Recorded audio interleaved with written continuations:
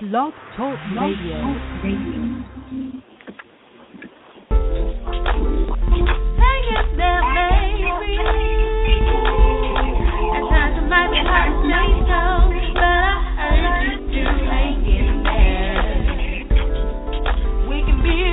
We won't break, don't be afraid. Hold on, baby, will you hang in there? Hang in there, baby. At times it might be hard to stay strong, but I urge you to hang in there. We can bend, but we won't break. Don't be afraid. Hold on, baby. Will you hang in there?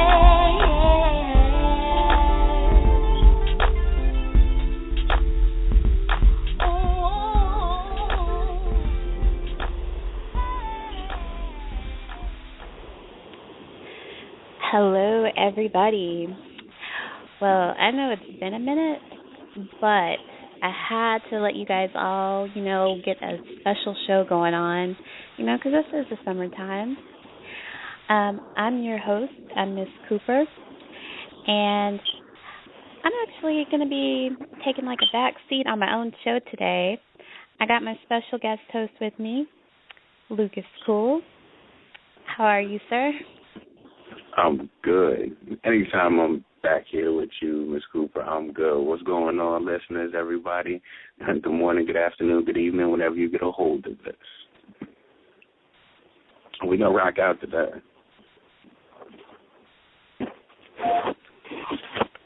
Yes, we are. We are. Because we actually have our first music edition today.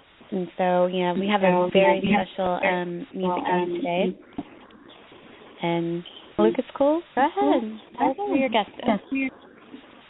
Okay, so everybody out there in listener land, we got some special guests and some interviews for you today. Now, I'm co-founder and CEO of Soul Knightz Entertainment, Mr. Joseph Richmond, is in the building. Joe, how are you, man? Doing good, Lucas, man. How about yourself, sir? Everything is beautiful. Excellent. I also have on the show today Mr. Charles Testament. Now, he's also part of Soul Knightz Entertainment. He is running everything audio, you would say. He is the engineer. He is management. He's all over the place. Charles, how are you? I'm good. How are you doing? I'm just glad to have you here. Welcome to the show. Oh, thank you for having us, guys. Yeah, big thanks. Anytime. So I'm going to give the listeners just a little bit of background on you, because we heard the music that you put together, and we thought it was dope. So we just had to let the audience know about how to get in contact with you, a little bit about you and what it is that you do. Before we get into the actual nitty-gritty of you, though, I want to let everybody know, go to Soul Knightz, SoulKnightz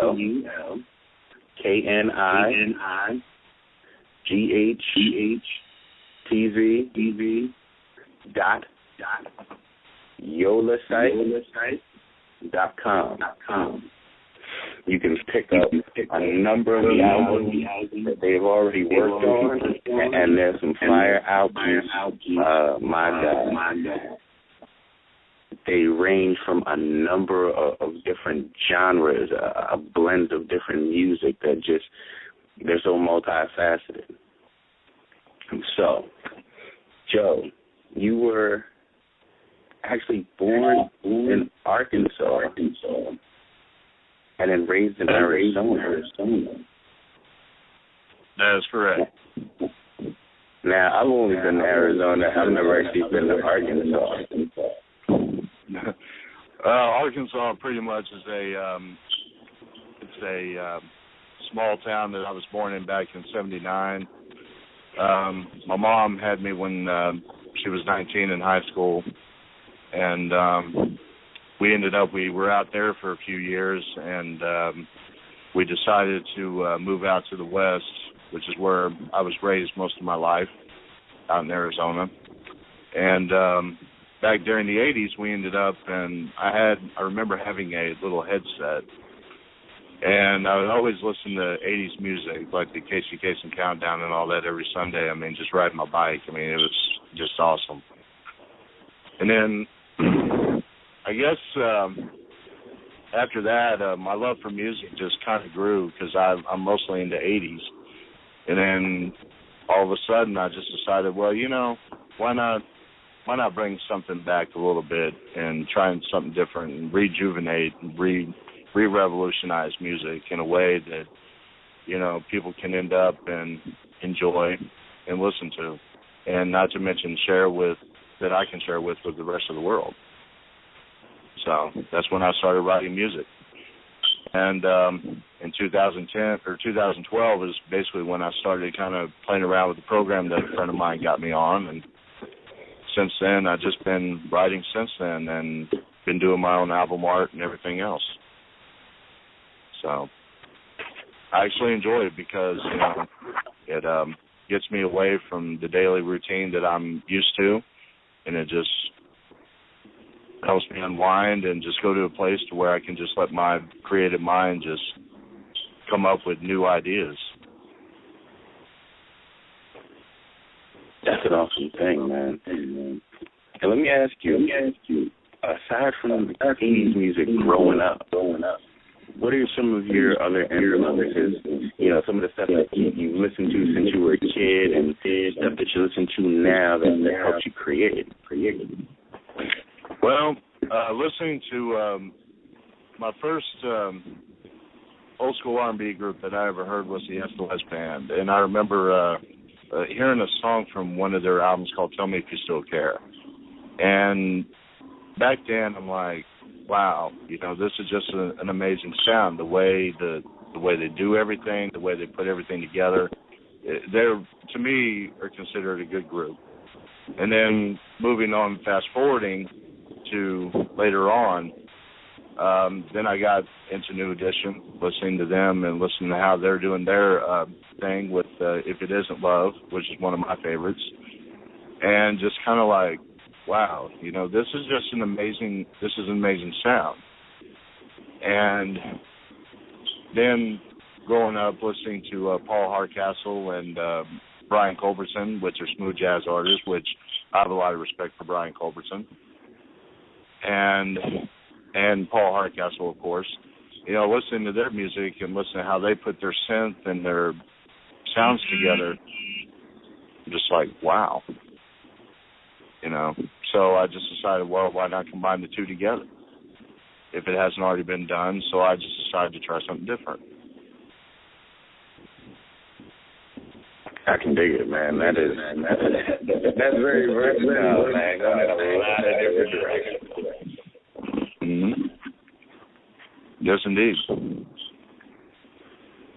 It's good to see that you don't remain stagnant in one particular genre of music or one particular artist.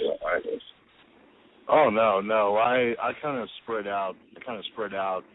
In different areas, because if you stick with one genre, a lot of people will get tired of it after a while. So you want to end up and expand and try different types.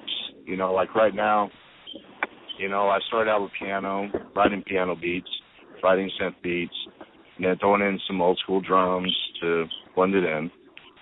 And then all of a sudden, I'm just like, okay, well, one day I just started writing guitar. All of a sudden, I'm like, wow, this actually fits in one of my songs. So I ended up and just like, hey, let's end up and put something together to where let's experience with different instruments. So that way a lot of people be like, this is something new he's trying. So it's pretty much what we've done. So now I'm working on ambient strings, and now I'm starting to write bass beats now. So I'm just expanding. Awesome. for the listeners, since you haven't heard what we heard, I want to play just a clip of one of the songs. It's called AM Moonlight. That's and correct. It's off of the album Knights of Ecstasy. That's correct. Yeah, this is fire. So everybody dig this, vibe to it, because I know we definitely vibe into this. And yeah, let's roll that music.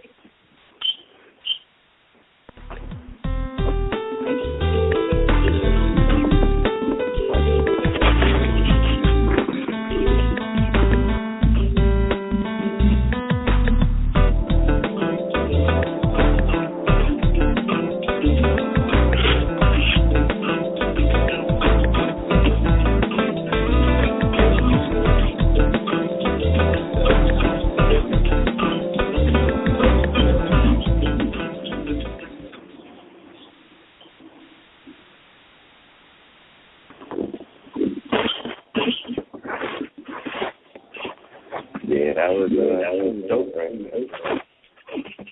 Yes, indeed. Now, Charles, let me ask you, because you are behind the scenes a lot as well. What are some of your influences when it comes to music? Mainly my influences come from 80s rock and 90s grunge metal stuff when it came out. We're totally different style of music, but I know what makes music sound good, so I use my knowledge of that to help make what we do sound, well, I won't say sound great. That's a beautiful thing, you know. As a great engineer, it's all about your ears. You know, especially with you being in the management department as well. You know, you don't necessarily have to vibe with one particular type of music. The fact that you have a well-rounded ear and appreciation for music is, I'm sure, what takes that forward. What are you looking to do with the sound going forward? My main goal is to make sure that it sounds has a good bottom end, it has a good middle and good upper end. I try to make it have all equal spectrums, because I look at it as if you're missing something in it, then it's going to sound bland and not good. And so on our last album, I did some major editing to some of the sounds to give it more of a low-end sound for people who have some sound systems in their cars, so they can kick it with it. But it still managed to keep the old school feel to it. That's awesome. You don't want the sound coming out of a car speaker. Everybody knows when you're riding around, that's where you hear some of the best new music is out of somebody's car. God forbid it's not mixed correctly. You know, you hear it that bass and that kind of sound. It's like, oh, that sounds nice, but I can't tell what it is. I'm glad you're staying on the job, man. Now, Joe, going forward, what are you looking to do? What can we expect from the new album that you have coming? What I'm going to try and do is going forward is to end up and trying to attract more listeners and kind of give people an idea on the types of music that we do and create, and just kind of experiment with different sounds, but still sticking within the old school smooth jazz genre. That's what we're trying to do at this point, and that way we can end up and going forward, I mean, just let people know, hey, this is who we are, this is what we do. You know, if you like the sounds, great. If not, I mean, I'm sure we're going to be criticized for it. Don't get me wrong, we are. I mean, there's always going to be negativity involved, but that's normal in any type of industry that you're in. But my goal is to mainly build a fan base and attract listeners and say, hey, this is something that I've done on my own. with just the help of one person, that I've invested my time and money into. So that's mainly it at that point. That's a beautiful thing, man. Now, your company, you are a self-sufficient company. You don't need anything from anyone to produce any of your music, to create any of your music, to market any of your music. You have your own digital imprint. And what made you want to take more of a hand in the business, whereas a lot of artists, especially new artists, I find that a lot of them just want to create music. They have a God-given gift to produce or to write or to sing or whatever it is that they do, but they never really take the business end as seriously. What made you dive into it head first? Well, what I've decided to do is, at one point I've ended up, and I was like, I need to end up, and with me working 2 jobs 7 days a week, I remember my mom telling me, hey, you're not going to be able to work 2 jobs forever. And it's always best to have a plan B, which is what I have in place right now. And writing music is something that once I started writing my first album, I'm like, you know what, I just got into it to the point where, okay, I like to try something different. And believe me, it's a time-consuming process, especially when, you're writing your own stuff and being able to go through and edit. Then you're having to take pictures and do artwork and all that stuff. That's pretty much, you're having to do it all on your own with the help, like I said, with the help of just one person.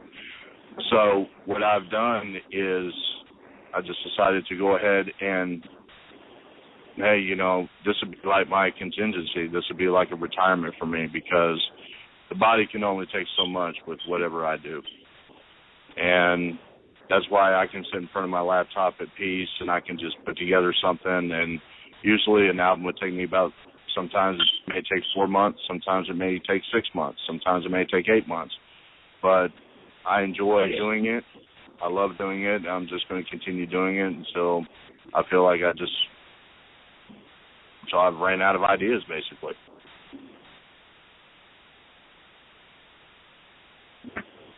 I can dig it, man. How do you, take us through your process. Is there a special place that you have to go to be able to write music? Is it, because in different areas, I've realized geographically, I grew up in New Jersey, lived in New York, and in a number of different places. So, on that side of the country, a lot of us write music on the train or in subway stations or in bus stations, on the way to work. Some people write in parks. What's your creation process like? Take us through that process a little bit. Well, what I do is I'll end up and I'll be at work one day, and then I'll be on a lunch break or something, and I have a piano app on my phone. I just kind of play with it a little bit, experiment with keys and stuff like that, and then I start writing stuff down. And then when I get home and I pop it into my program, I'm like, this is interesting. So I just continue to kind of do that. Even when I'm out I have a spot out, I usually go out to the lake. The lake has been an inspiration for me. And I'll say I remember going out there one night, and I had my laptop with me, and I had my program up and running, and I'm like, okay, this is interesting. An idea just popped in my head. So I just had to immediately write it down, and then once I wrote it down, it's just like, wow. It just came out so beautiful to the point where I was on to something good. So once I've got that part out of the way and got everything written down, and then once I've got all the tracks completed and written from that point, I send it over. I email my friend Charles, who's my engineer, who goes through the whole editing process. And then he emails me the files back, and I'll listen to them, and I'll say, hey, you know what, this is pretty darn good. This came out good because everything blends in perfectly. So that's pretty much how we put it down. Then we just mix it down into an MP3 format and just burn the darn thing. I can dig it. Now, do you find that you work better with your engineer when you're in separate rooms, or do you think you work better when you're in the same room and you can kind of bounce ideas off of one another? Because I've been in different studios over the years, and it's a weird dynamic. Some producer, writer, engineer teams work better in the studio one or two at a time and never all three. Some, they can't be by themselves doing the mix downs and in the midst of production. What's the dynamic between you two? Do you work better kind of side by side, or is it kind of like, hey, I'm over here doing my thing, I'll call you, check this out, back and forth kind of thing? Basically, we have it's a 50-50 thing. A lot of times we like working together because we get multiple ideas flowing into the way that we think it should sound. Then there's times when basically I just want to do it on my own, be on my own little space away where I can just listen to it and go by how I think it should sound and pass it along to him. And if he has any questions about it or concerns about it, he can get in contact with me and let me know what's wrong with it so we can correct that. But mainly we're about, I'd say 50-50 on it. Yeah, I'd say about 50-50 on that. More fun if you make a mistake, because then we can laugh at each other. Indeed. That's a great dynamic right there, and you seem to have this unwritten rule that no one man is bigger than the other in this process. So you both seem very humble about how you come about this, and that's very commendable. A lot of companies, they disband from little stuff like that because they just can't seem to get on one page of music. Yeah, we're considered like the heart and soul of the group. I mean, we get along great. We work well together, and as you said, it's a 50-50 deal. There's times where I like to be, by myself, being able to just listen to the sounds that he emails me back once they're edited. We go through. I listen to them and be like, "Hey, man, I'm gonna call him up and say, hey, man, you did a good job. This sounds really good. Everything's blended in perfectly. I mean, the volume levels are awesome. Decibel levels are awesome as heck. So, and there are times, like you said, where we'll just sit together and come up with different ideas and try some new things and just see what pops out." Awesome. So for the listeners, I got another clip I want you to hear. This is from the album Late Night Ecstasy. This is actually the title track, Late Night Ecstasy. And once again, this is Joseph Richmond, Soul Knightz Entertainment. And yeah, can we roll that?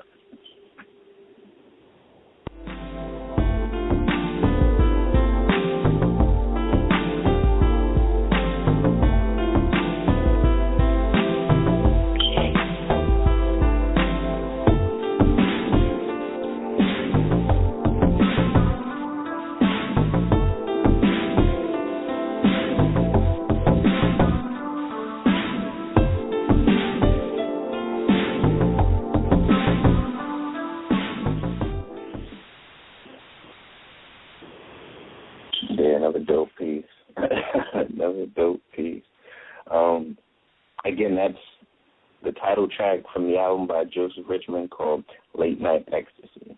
Definitely go to Soul Knightz, Soul Knightz with a Z, .yolasite.com. Pick up these albums. Check the bio. Look at the men behind the product.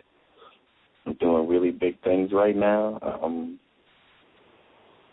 really excited about a lot of the different projects you got going on, and I can't wait to see what the new album you have coming forth. And do you have a title for the next album you're about to drop? Yeah, actually, the idea came across whenever I, on my maxi single, Cruising Through Life. What we did is we decided to there was a track I did called Midnight Lights, which was an introduction into my writing into a little bit of it. And I decided, why not end up and just do an album titled Midnight Lights? So that's kind of like what we're working on right now. And we also have, we're going to try and get that done hopefully by the end of this year.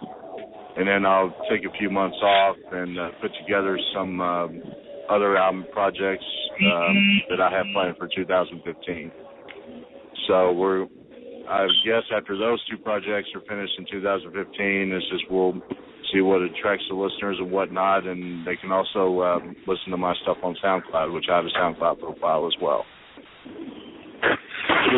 Can you also give us the address for your SoundCloud and any other site that they can access your stuff, or whether it be music stuff or whether it be any of your writings or your Twitter or anything like that? We have they can get with me on social media. I am on Twitter. It's twitter.com, Richmond_Joseph. And our SoundCloud profile will be at www.soundcloud.com/Joseph_Richmond. Now, on the O in Richmond, it's actually a 0, not an O.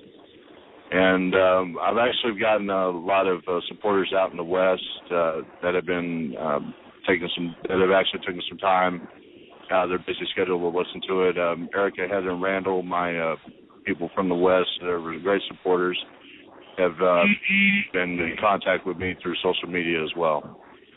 And I've actually thanked them on the album cover, along with Miss Cooper, of course, who's been thanked on the current album cover as well, which you guys will also get a copy of. All right, that's what's up. Can't wait. Joseph, Charles, in closing, I want to thank you guys for coming on. I want to thank you for the music that you're producing and putting out. And thank you just for your tireless efforts, because music is a hard hustle, and if you're not really about the love of it, the game will chew people up and kind of spit them out, and you're moving forward and making progress, and I can't wait to see what God has in store for you two and your company. We thank you too, and we appreciate everyone's support. And a good friend of mine, Chloe, of course, her birthday was yesterday, and happy birthday to her. She has been a good supporter of my work, and everyone else who's actually taken the time to go on my SoundCloud and listen to our creations, and because we want to share it with everybody. We have love for the music, we have love for the old school genre. And especially myself, smooth jazz is probably one of the most relaxing types of music I've ever heard. And we just thank everybody who's actually taken the time to support us in what we do and what we create. All right. Miss Cooper, anything you want to chime in? Thank you guys for making this a big first for the show, because you guys were the first musical guest. And also, thank you, Lucas Cool, for handling it, because I don't know. We're just helping each other all around. We're just supporting each other. Well, you guys, we thank you guys too, and we're honored to end up and become your first musical guest too. It's an honor to be on your show, Miss Cooper. We appreciate your love and support, especially Mr. Cool. We appreciate your love and support as well, and we hope that God will guide us in the right direction and help building our company up to a higher level. Awesome. All right. Well, we got to wrap it up, guys. So, thank you guys again. You're welcome. And you have. Well, everybody, you guys have a great day. Thank you, Nicole. Thank you. Till we meet again, everybody.